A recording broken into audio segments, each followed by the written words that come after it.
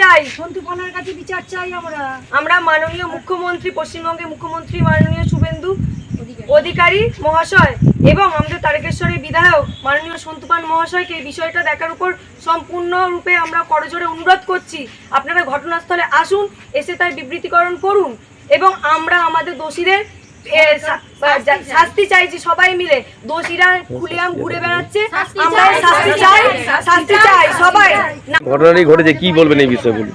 ভয় একটাই যে ওরা বাড়ি থেকে বলছে অ্যাসিড ছুঁড়ে মেরে দেবে। আমরা নিজেরা একটা 21-22 বছর 23 বছরের ছেলে হয়ে আমরা নিজেরা রাস্তা দিয়ে যেতে আসতে ভয় পাচ্ছি। মানে ওরা এতটাই আতঙ্ক সৃষ্টি করেছে, এতটাই ভয়তে আমরা আছি যে এতটাই ওদের হয়ে গেছে যে মারার আগে ওরা একবার ভাববে না যে মেরে দিচ্ছি। ওদের উপর কি কোনো রাজনৈতিক ছত্রছায়া কিছুই না?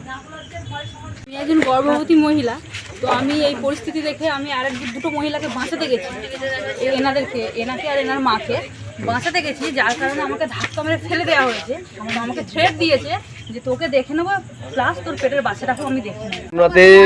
ওনাদের হয়ে সাক্ষী দেওয়ার জন্য আপনাকে কি শাসন হয়েছিল বলছিলেন? আমাকেও শাসন হয়েছে, বলেছে আমার নাম ধরে বলেছে ওকেও দেখে নেবো, এবার ওর পালা, এরকম ভাবে শাসিয়েছে, এরকম ভাবে হয়েছে। বলুন।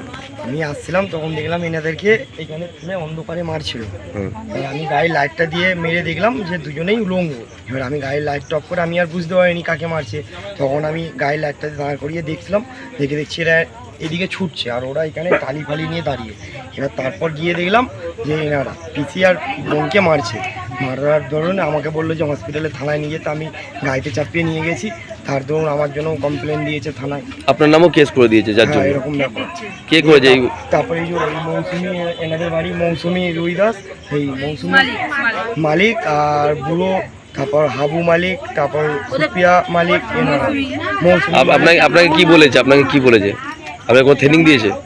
আমাদের বলছিল যে পাড়ার বউদের এরপর তুলে নিয়ে যাবো, এরকম করলে তারপর পাড়ার কটা বাবা আছে সব বেরোতে বলবি, সবাই খাই দিচ্ছে তো ওই জন্য।